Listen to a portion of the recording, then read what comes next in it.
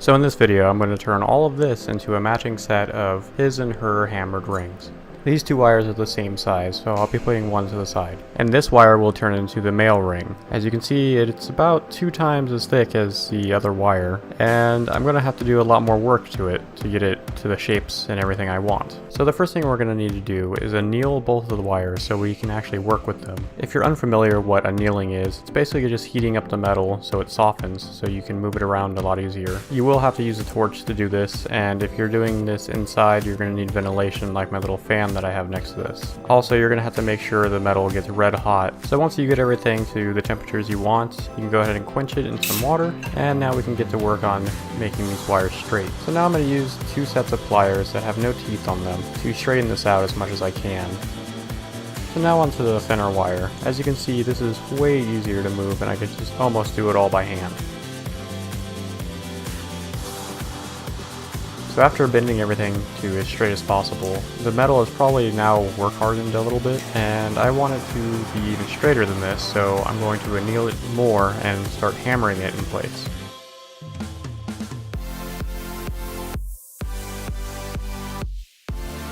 So you're going to want to hammer this on something very hard, like this bench pin has a anvil in it, so I'm going to use this.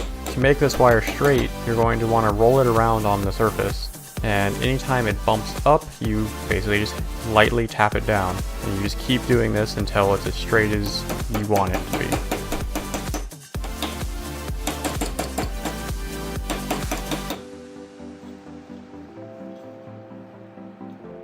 So for the thinner piece, I'm going to cut a length of it off that I know is bigger than what I'm going to need, and this will just make it easier to work with and to straighten it out.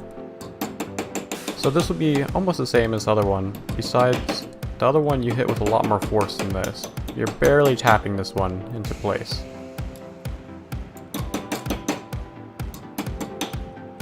And there we go, both of them are completely straight now. Now we get to measure the diameter of the wire, so we can figure out how much of the wire we need to actually make the rings. But first I'm going to add texture to the larger ring before I form it into a ring, because there's a lot more material here. I can hit it a lot harder this way without deforming it or stretching it too much. So we're going to need to anneal it again so it softens up, and then we're going to work harden it by hammering on it.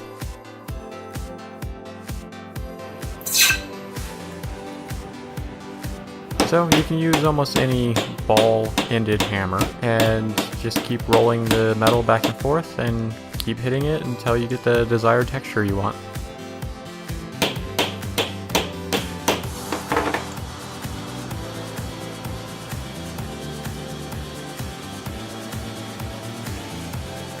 So now I'm going to use a ring sizing tool to figure out what size we're going to make this ring. It happens that mine is a number 17 on here, and that's about 18 millimeters. So we're going to take the 18 millimeters plus the diameter of the metal, which is 4 millimeters, and then times that by 3.14, and that will give us the length that we're going to need. And luckily, after all that, I only have to remove a tiny bit from this metal to actually make the ring the right size.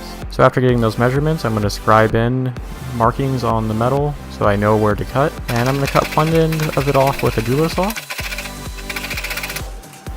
And then I'm going to file it down to remove any burrs and make it as flat as possible. As for the other side, instead of cutting it with the saw, I'm just going to file off this small amount. And when filing things like this, you're going to want to use the file in one direction, like I'm doing. Don't scrub it, it'll actually damage your file.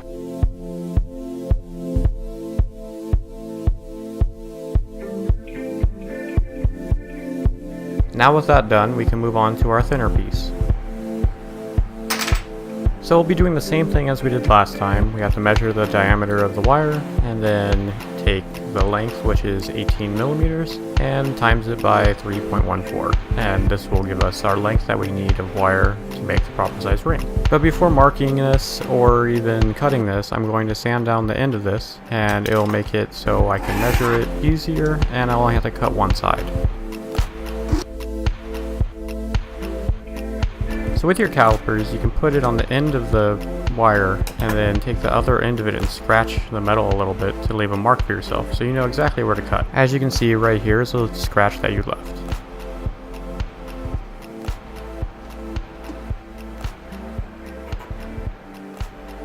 So when trying to cut thin wire like this with a jeweler's saw, it can easily get snagged and break your blade, or you could bend the whole piece. So the best thing to do is find your mark and then saw upwards by pushing up on the saw, which will leave a little tiny indent and will help you start it off easier. Also, always be sure to lubricate your blade.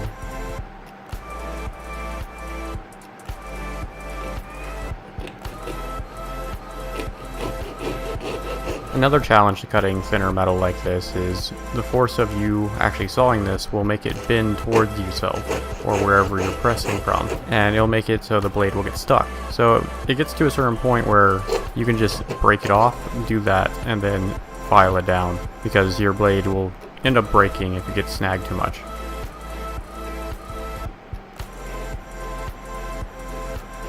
So here's exactly what I was talking about. See how easy it is to bend it back and forth and just snap it off? The blade would never go through this all the way unless you kept turning the wire along with cutting it, and it's just easier this way.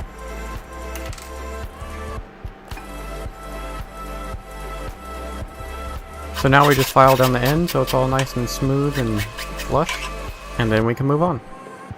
So now, after all that, we need to anneal these again so we can actually turn them into something that resembles a ring now.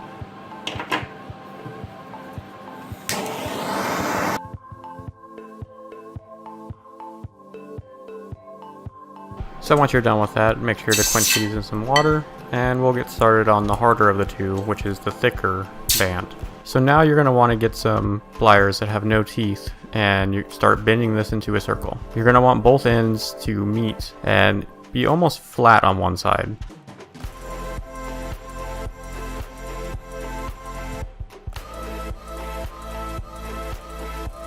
You can see even with this being copper and a softer metal and being annealed, it takes actually some effort to get this to bend.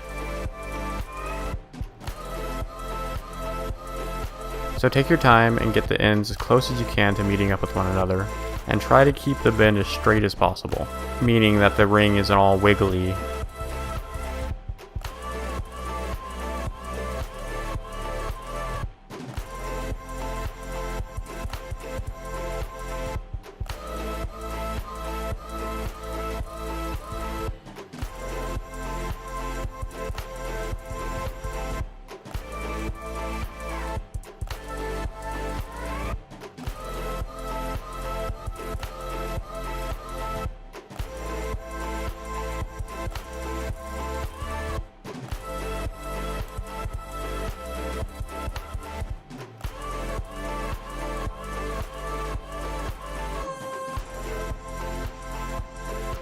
Once you get it to about this point, you can stop, because there is a way to hammer this down and make everything match up perfectly. Now for the thinner wire, you're going to use the same technique with the same tools, but it's going to be a lot easier this time, and you'll be able to actually match up the ends without hammering them.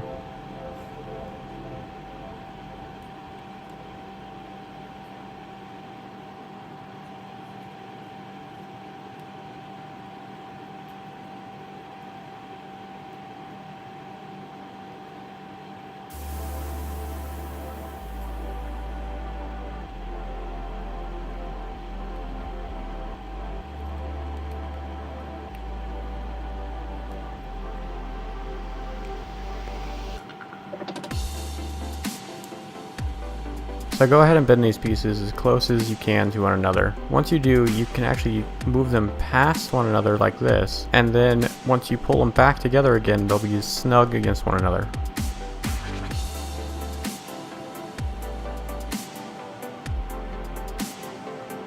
Also, with this thinner metal, don't worry too much about the ring being all wiggly. We can fix that later a lot easier than the other ring.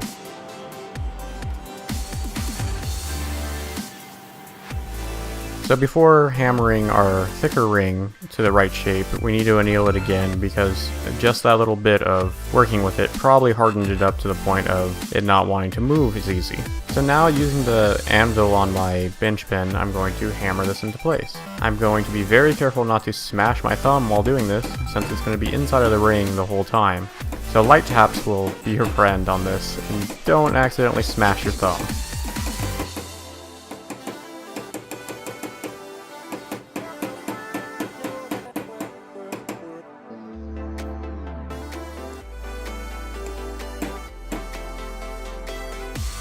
If it starts to get out of alignment at all, just lay it down and hammer on it so it flattens back out.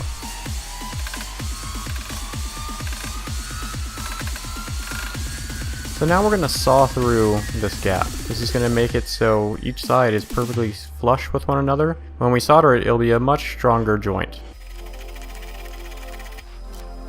You're going to want to do the same thing to the other ring. Before we go any further, we're going to need to clean these rings off in a pickling solution. So after letting these soak for about 30 minutes, they're all nice and clean and ready for soldering. So now you're going to need to get out all your soldering tools. I'm using a tripod with a metal screen and a ceramic top to solder all my stuff on. The solder I'm going to use for this is hard silver solder, and I'm going to get 4 little chips of it just in case if I lose one or it blows away. Next you're going to want to flux your pieces. I'm using a flux called Handy Flux. The reason why we're using flux on the piece is we need it to stay as clean as possible when we heat it up. When you heat up the metal, it gets fire scale on it, and this will make it so the solder cannot flow or stick to anything. It needs to have a clean surface. So this will make it so that will actually work. The next thing we're going to do is actually place the soldered chips onto our pieces. For the smaller ring, we're going to just set it on the side of it, and for our larger one, we're going to place one on top and one underneath the solder joint.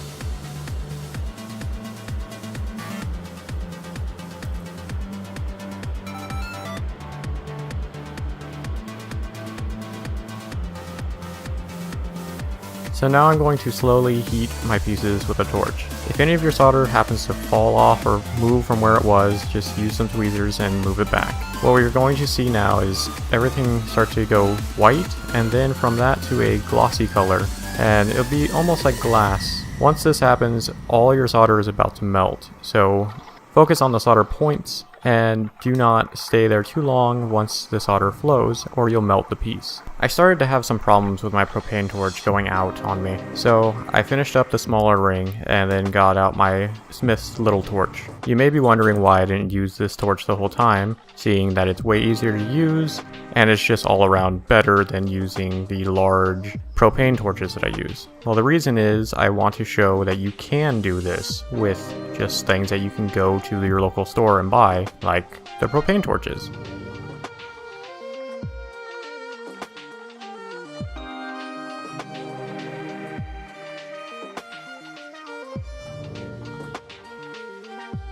So once you get a nice even glow out of your piece, you should be done soldering it, and you can move on to quenching it. I'm going to go back over to the smaller one and make sure that it's soldered to my liking, because the other torch, like I said, was going out.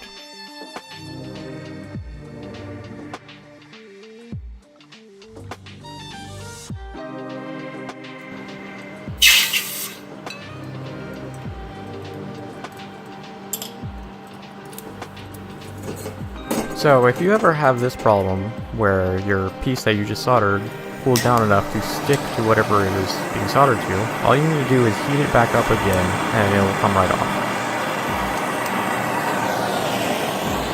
So here are both pieces after quenching. They're very fire scaled, but they're all soldered together, so we just need to clean them off in the pickle again, and then we can get to forming them around a mandrel to make them into actual wearable rings.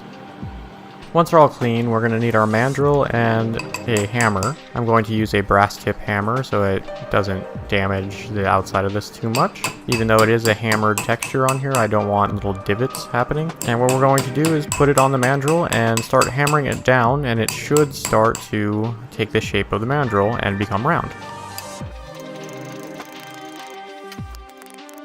So with this much metal, it's going to be a lot of hammering and a lot more work than the other piece will be. So I'm going to fast forward it to only take 25 seconds, when in reality this took about 3.5 minutes.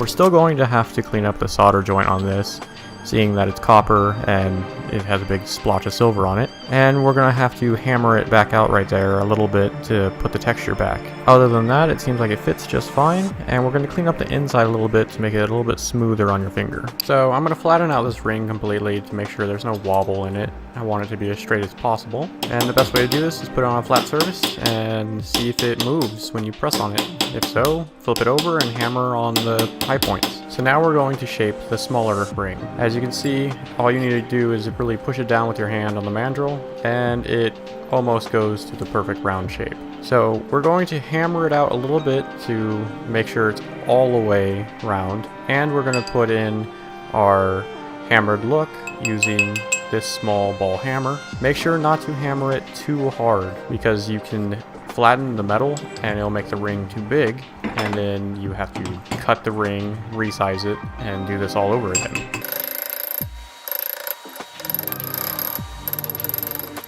You are going to want to hammer it down the mandrel a little bit more until it's snug onto it. This will give it the full round shape, and then you can continue to lightly tap on the sides of it to make your hammered look.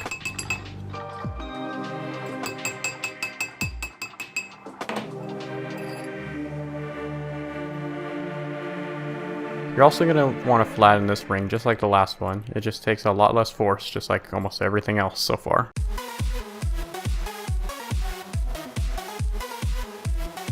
So now we're going to remove the extra solder on the rings. For this, I'm going to start by using files, and then I'm going to move on to a rotary tool to get as much of it off as possible. When using the files, make sure that you kind of curve with the material you're working with when you're using them, or you'll get all these flat spots that you don't want.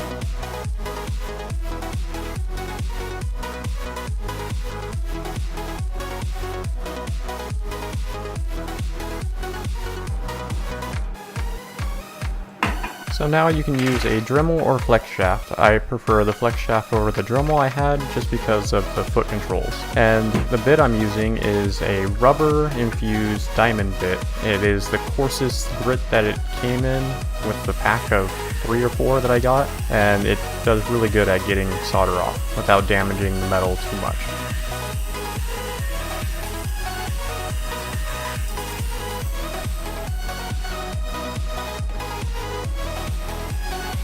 You're also going to want to clean up any solder that's on the inside of the ring too, and this tool is perfect for that.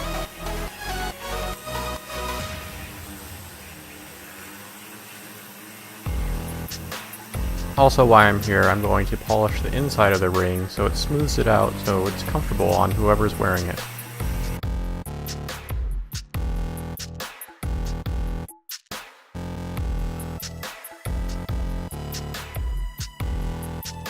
And there we go, and now onto the bigger ring. For this one, I'm not going to be using the files at all. I'm just going to be using the rotary tool.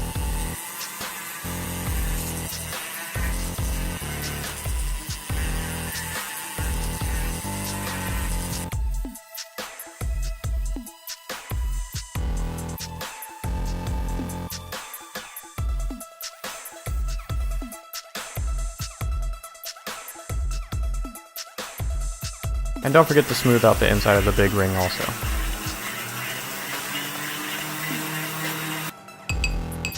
So now all we have to do is add in some more hammering where we smooth out the soldering joint, and we're good to go. I'm going to use a steel wire wheel to polish them up a little bit to give them a little bit of shine, but not a mirror finish.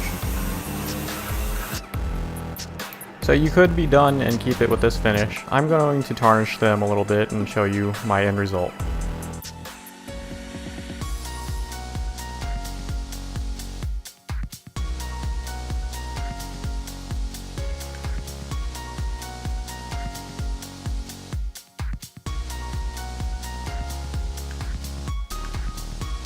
So I hope you liked the video and found everything in it helpful. If there's anything in the video that you didn't quite understand, or techniques I talked about that you just don't know what they are, check out the rest of my channel, and you might be able to find the answers in another video that I've already made. Or just leave a comment and I'll try to get back to you as soon as possible. If you would like to help support my channel, feel free to subscribe, share this video, share any of my videos, and you can also become a Patreon if you'd like. All of the links will be down in the description. Also, I want to see your work and share it on some of my videos. So feel free to send me anything you've made, and I will try to put them in the end of some of my videos in the future. Well, that's it, so I'll see you next time.